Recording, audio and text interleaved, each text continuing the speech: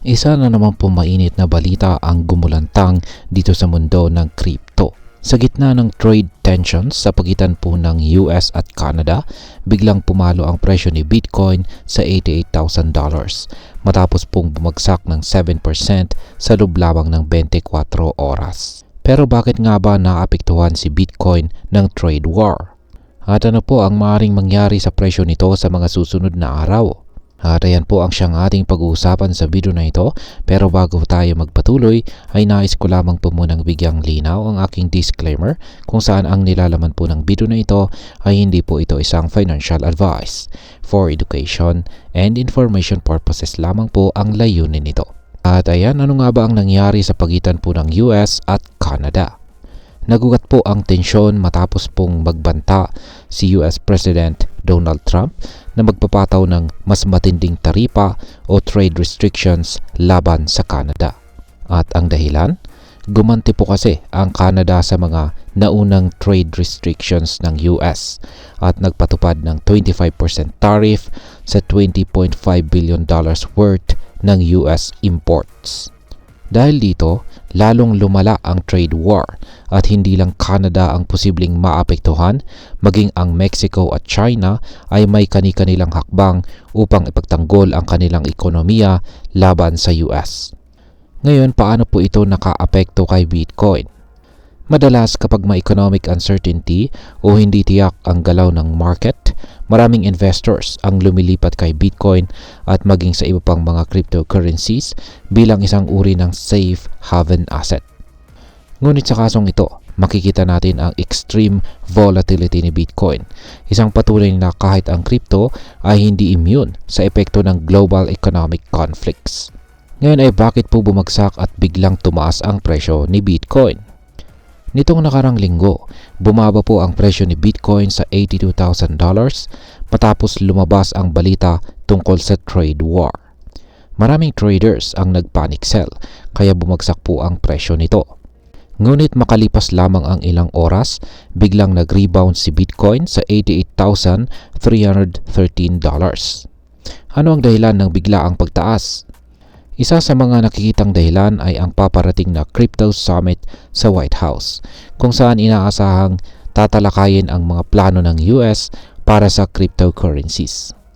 May mga espekulasyon na maaring magpatupad ang US ng pro-crypto policies, kabilang na po ang posibilidad ng no capital gains tax sa mga American-based crypto investments.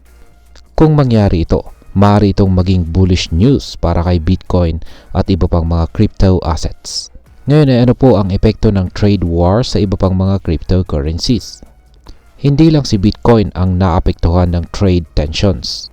Ang Ethereum at saka Solana ay nakaranas din po ng pagbaba ng presyo matapos ang naunang rally.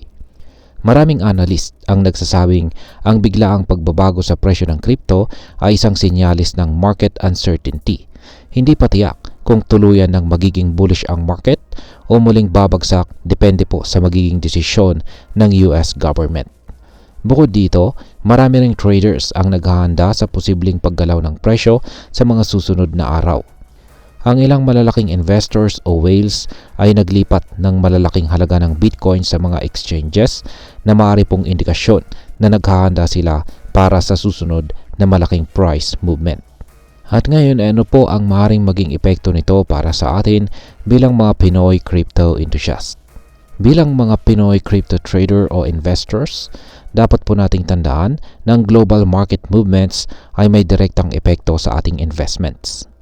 Ang trade war sa pagitan po ng US at Canada ay maaaring magdulot ng short-term volatility kay Bitcoin, kaya mahalaga pong maging maingat sa ating trading decisions. Kung ikaw ay isang long-term holder, maaaring mas makabubuting hintayin ang mga susunod na developments bago gumawa ng malalaking hakbang. Pero kung ikaw ay isang short-term trader, dapat mong bantayan ang presyo ni Bitcoin at iba pang cryptocurrencies upang maiwasan ang malaking pagkalugi. Isa rin sa mga dapat bantayan ay ang magiging desisyon ng US sa Crypto Summit. Kung magpapatupad po sila ng mas paborableng crypto regulations, maaaring maging bullish ito para kay Bitcoin at iba pang cryptocurrencies. Ngunit kung magkakaroon ng mas mahigpit na restrictions, maaaring bumagsak muli ang presyo nito. At ayan, bilang panghuli ay ano naman ang aking masasabi tungkol dito. Sa panahon po ng market uncertainty, mahalagang manatiling updated sa mga global economic events na maaari pong makaapekto sa presyo ni Bitcoin at iba pang cryptocurrencies. Ang trade war sa pagitan po ng US at Canada ay isang patunay na kahit ang crypto market ay hindi po ligtas sa epekto ng geopolitical conflicts.